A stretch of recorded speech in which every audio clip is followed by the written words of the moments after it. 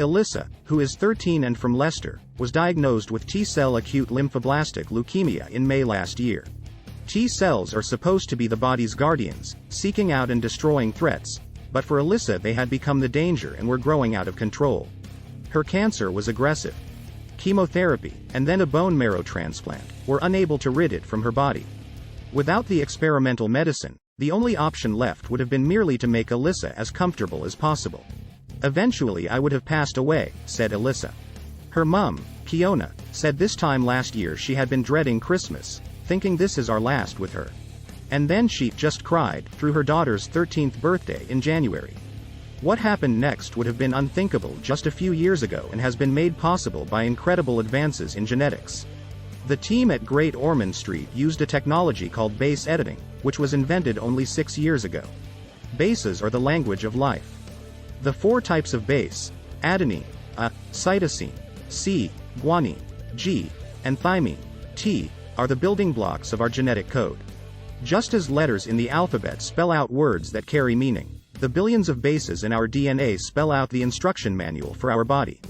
Base editing allows scientists to zoom to a precise part of the genetic code and then alter the molecular structure of just one base, converting it into another and changing the genetic instructions.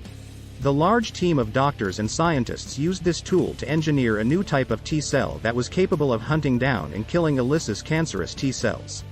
They started with healthy T-cells that came from a donor and set about modifying them. The first base edit disabled the T-cells' targeting mechanism so they would not assault Alyssa's body. The second removed a chemical marking, called CD7, which is on all T-cells. The third edit was an invisibility cloak that prevented the cells being killed by a chemotherapy drug.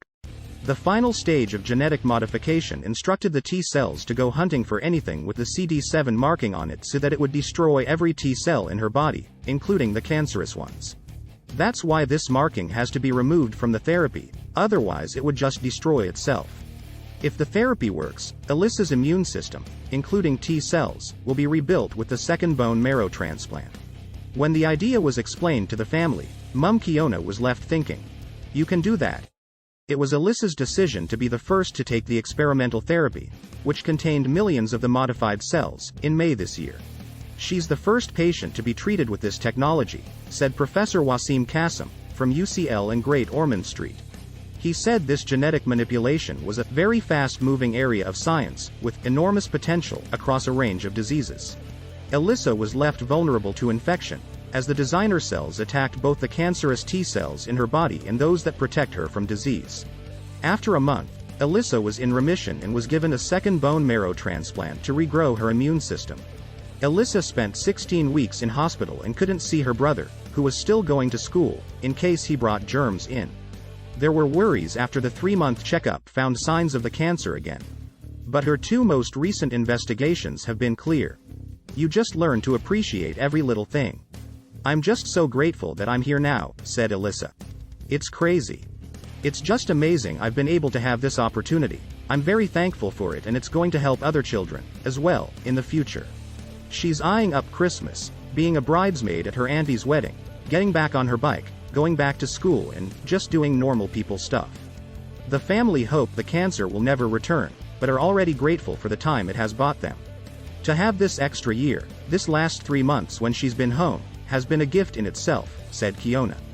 Dad James said, "First find it quite hard to talk about how proud we are. When you see what she's gone through and her vitality of life she's brought to every situation, it's outstanding.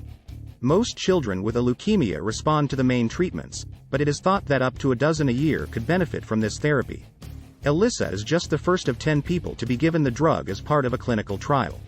Dr. Robert Chiesa, from the bone marrow transplant department at Great Ormond Street Hospital, said, "It is extremely exciting.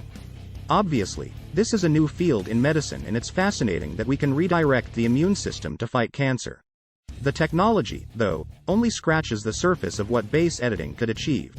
Dr. David Liu, one of the inventors of base editing at the Broad Institute, told me it was a bit surreal that people were being treated just 6 years after the technology was invented. In Alyssa's therapy, each of the base edits involved breaking a section of genetic code so it no longer worked. But there are more nuanced applications where instead of switching an instruction off you can fix a defective one. Sickle cell anemia, for example, is caused by just one base change that could be corrected. So there are already trials of base editing underway in sickle cell disease, as well as high cholesterol that runs in families and the blood disorder beta thalassemia.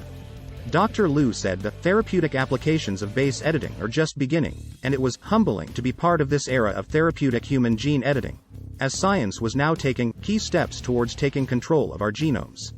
If you liked this video, you may consider subscribing for more.